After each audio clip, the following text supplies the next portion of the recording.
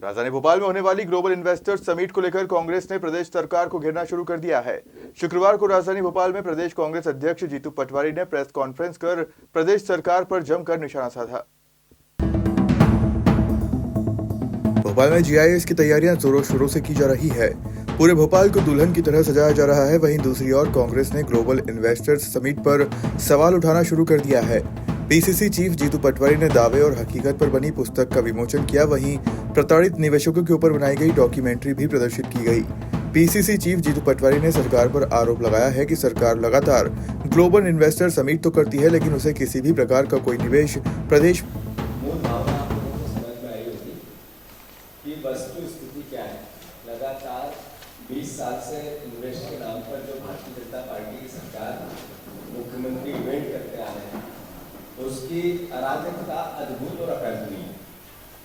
Congress party ने ये press आज जो रखी है, कोई नकारात्मक दृष्टिकोण से नहीं रखी है। जिस क्षेत्र में नैसर्गिक इन्वेस्ट हो सकता है, उसकी पूरी विस्तृत जानकारी नेता प्रतिनिधि ने दी है। वो चाहे टूरिज्म का क्षेत्र हो, चाहे वन का क्षेत्र हो, चाहे अलग अलग और भी विधाएं हैं, चंगे की साड़ी से लेके क्लाथ का क्षेत्र हो, तो सरकार को उस और आधारभूत सुविधाओं को लेकर भी चिंता जाहिर की। बुनियादी ढांचा नीतिगत सुधार, ये सरकार को ध्यान देना चाहिए। नीतियों से इन्वेस्ट आकर्षित हो, न कि इवेंट से निवेश आकर्षित हो। ये जो भाषा है, ये जो भाव है, जो ये सोच है, इसको बदलाव की आवश्यकता है। निवेश के प्रस्तावों पर क्रियान्वयन पर 1.5 साल तक फाइल ऊपर से नीचे नहीं आई। यानी जो एकल खिड़की थी, उस भावना को कि करप्शन के बगैर फाइल नीचे नहीं आएगी, ये मूल भावना थी। तो सरकार उस पर कोई नीतिगत निर्णय ले कि हमारा प्रदेश पहले है, मेरा क्या होगा जो पद पे बैठा हुआ, ये सोच थोड़ी पीछे। पारदर्शिता और जवाबदेही।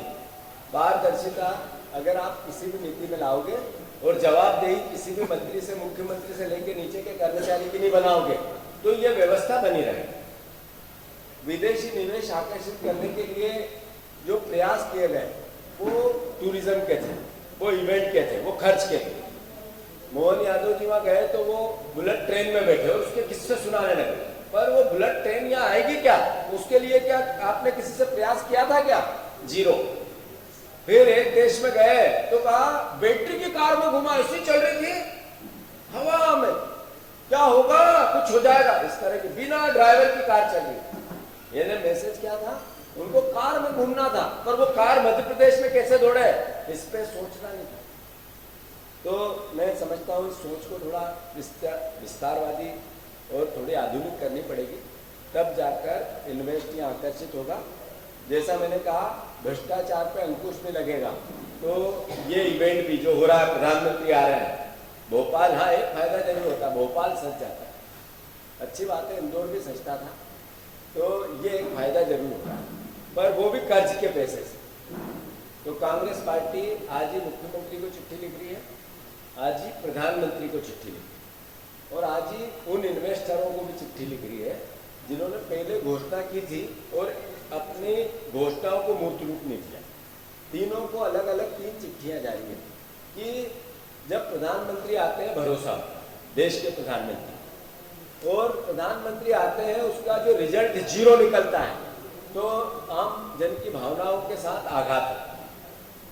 दूसरा, मुख्यमंत्री को जैसा हमने कहा कि इन्वायरमेंट, भरोसा, आर्थिक अगर इन्वेस्ट आपको करवाना है तो करप्शन रहित व्यवस्था देनी है। आधारभूत सुविधाएं जितनी भी है वो व्यवस्था बनानी पड़ेगी। जवाबदेही के साथ कर्मचारियों और अधिकारियों की टाइम बॉन्डिंग, परमिशन की प्रोसेस बनानी है। और जो एकल खिड़की उनकी चल रही है कि लाओ पैसा और मैं सिग्नेचर करवा दूंगा, इसको बंद करना। तो मोटे तौर पे ये मुख्यमंत्री जी को इन्वेस्ट बुलाने के लिए करना हो। और थर्ड, वो इन्वेस्टर जो केवल शोभा की सुपारी बनते हैं। आ गए टाटा समूह से, आ गए बिरला समूह से, आ गए अंबानी जी, आ गए अडानी जी, आ गए अनिल अंबानी जी, और हेडिंग बना, आप लोग एकदम अखबार उनको फ्रंट पेज पे जगह देता है और उसका असर जनता पे जाता है। सरकार के कर्मचारियों पे जाता है, मंत्रियों पे जाता है, सरकारी व्यवस्था पे जाता है, और वो कर्ज लेते हैं और खर्च बढ़ा देते हैं। इन्वेस्ट आता नहीं है, सरकार की इनकम बढ़ती नहीं, और अल्टीमेटली वो वोट वापस जनता पे भार के रूप में जाता है, कर्ज के रूप में। तो ये व्यवस्था को थोड़ा निजात मिले, ये हम मुख्यमंत्री से मांग करते हैं, इन्वेस्टरों से भी। जैसा नेता प्रतिपक्ष जी ने कहा कि उन इन्वेस्टरों को भी मैं आगाह करता हूं कि जो यहाँ आ तो गए पर रोजगार नहीं दे रहे। हमने भी, मैं शेडोल गया था, वहाँ हमने घोषणा की है कि वहाँ जितनी कोल माइन्स है उसमें सरकार की ऑलरेडी नीति बनी हुई है, 75% स्थानीय लोगों को रोजगार देना पड़ेगा, नहीं देते। 75% बाहर के रोजगार, मजदूरी से लेके सुपरवाइजर, अधिकारियों से लेके कर्मचारी, तो उन रोजगार को अगर नहीं देगी वो कंपनियां, तो कांग्रेस पार्टी वहाँ आंदोलन करे। मैं भी 2 महीने का अल्टीमेटम देके आया हूँ। आप भी अभी पन्ना में गए थे, जहाँ पे एक्सीडेंट हुआ था, जहाँ लोग मर गए। हर जगह की प्राथमिकता केवल और केवल है कि कैसे भी हम सरकार का, मध्य प्रदेश का दोहन करें और यहाँ का लाभ दूसरे प्रदेश और देश में और जो उद्योग है उसको पहुँचा। उद्योग की नीति मुनाफे की होती, बिल्कुल सही है, पर उद्योग की नीति प्रदेश के हित की भी हो, इस तरीके का एनवायरमेंट बने, ये हम मांग करेंगे। मैं 1 मिनट में सिर्फ एक व्यक्ति जो वेयर हाउसिंग का है, आप अध्यक्ष हैं, आ जाओ, जो अध्यक्ष है वो आ जाए, इनका पूरा प्रतिनिधिमंडल आया। अध्यक्ष जी, केवल एक बात मुख्यमंत्री जी को कहना चाहते, इन्होंने 80,000 करोड़ रुपया, अध्यक्ष जी आप, ये वेयर हाउस, ये 8,000 से 9,000 वेयर हाउसिंग है मध्य प्रदेश। ये सरकार की नीति के अंतर्गत इन्वेस्टर मीट में इन्होंने रजिस्ट्रेशन करवाया था। अच्छा, वहीं से बोलना चाह रहे हैं? हाँ बोलो, हम दे रहे हैं। तो 8,000 वेयर हाउस में जमीन के अलावा 80 करोड़ तक का इन्वेस्टमेंट हुआ पिछले 80,000 करोड़ तक, और पिछले 3 साल से इनके वेयर हाउस का किराया जो सरकार अपना जो गेहूं और अनाज धान खरीदती है और भरती है उसका पैसा नहीं दिया, सब एनपीए हो चुके हैं। ये पूरी एसोसिएशन अभी यहाँ खड़े हैं, तो इतनी बड़ी रिक्स है कि अधिकारी इनके जो पैसे हैं वो तो रोकेंगे ही रोकेंगे, पर उसके इसमें भी कहना चाहूंगा कि प्रदेश के किसानों को लेके भी इस पे भी बात होना चाहिए, इस पे भी नीति बनना चाहिए। लेकिन बड़ा करोड़ों रुपए आप जनता का पैसा खर्च कर रहे हो, लेकिन आप छोटे लोगों के बारे में नहीं सोचते हो। हथकरघा की बात करूंगा,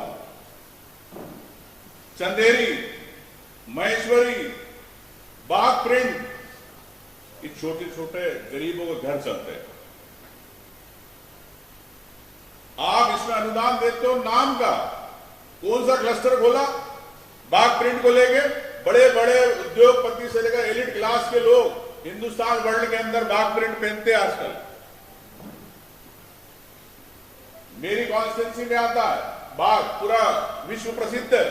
कितने क्लस्टर खोल दिया आपने वहां, कितने लोगों को रोजगार दे दिया, बताया सरकार कितने प्रोत्साहन बना।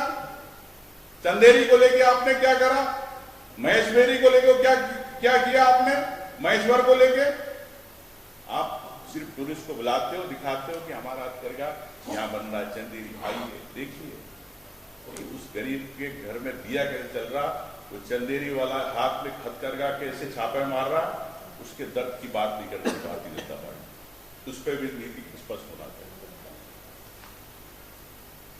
निश्चित तौर से वन संपदा के अंदर मैं फॉरेस्ट मिनिस्टर भी रहा, और अब मैं किसी उद्योगपति का नाम नहीं लेना चाहता हूं, कोई बड़े फिर मेरे पास आए, कहा कि हमको वन संपदा, आंवला, बेड़ा, चिरौंजी, इसका सबका कलेक्शन का हमको काम दे दो। मैंने पूछा उनसे कितना हो,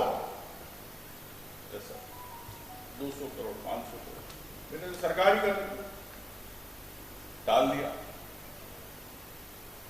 वो सरकार लाना चाह रही है उनको, उस समय भी जाकर ऐसा होगा तो मैं बताऊंगा कि सरकार क्या सोच रही है। अब ये ग्लोबल मीट के बाद पता चलेगा। तो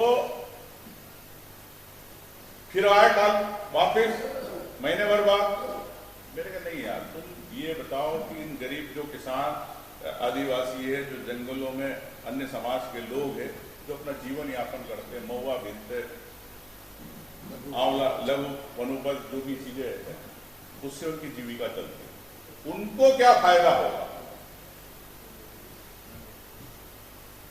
तो सर जो उनसे हम लेंगे तो रेट बताओ तुम्हें कितना फायदा हो, उनको कितना होगा? बड़े घुमा फिरा के बाद में बताया कि सर हमको 4000 करोड़ के करीब इसमें हमको यहाँ से मिलेगा। तो सरकार राज्यों में दिखाती है 150-200 करोड़ रुपए, और उद्योगपति 3-4 हजार करोड़ अपने वन संपदा से ले आ रहे चीजें ब्लैक मार्केट से। कि सरकार इन वन समितियों के लिए, जो प्रदेश में है हजारों समितियां हैं, क्या उसके लिए नीति बनाएगी? प्रदेश में आप महुआ को लेके बोलते हो कि महुआ को लेके शराब बनाएंगे, हम यहाँ के लोकल ब्रांडिंग करेंगे, यहाँ के लोगों को फायदा होगा।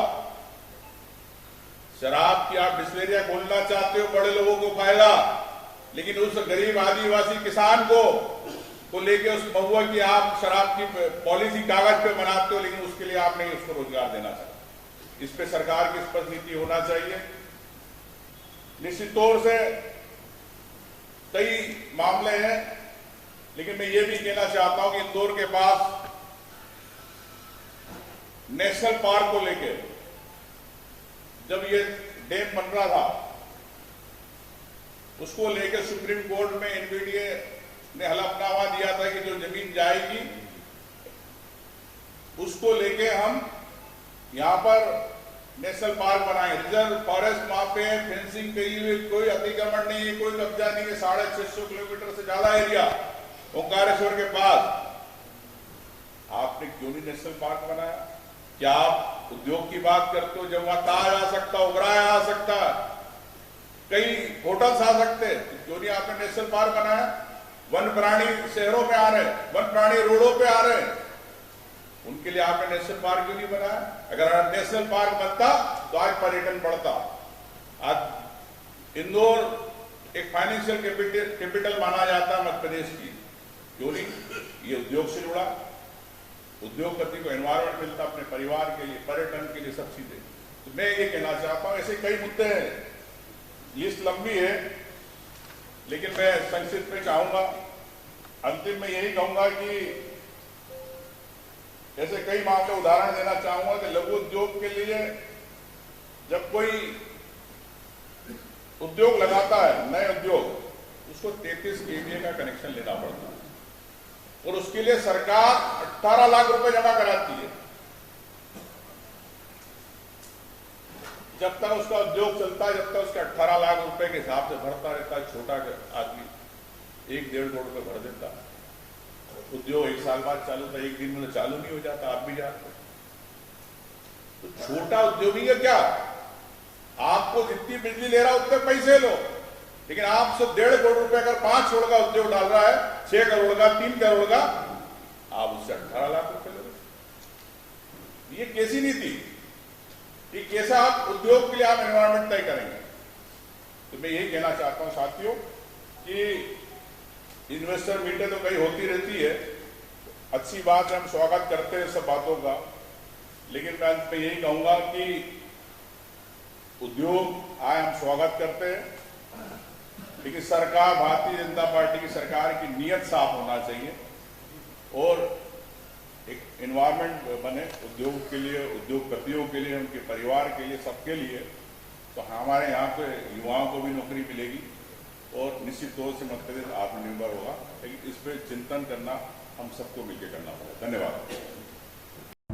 गौरतलब है कि भोपाल में 24-25 फरवरी को ग्लोबल इन्वेस्टर समिट होगी, जिसमें देश भर के साथ विदेशी उद्योगपति शामिल होंगे। भोपाल से उमेश यादव की रिपोर्ट।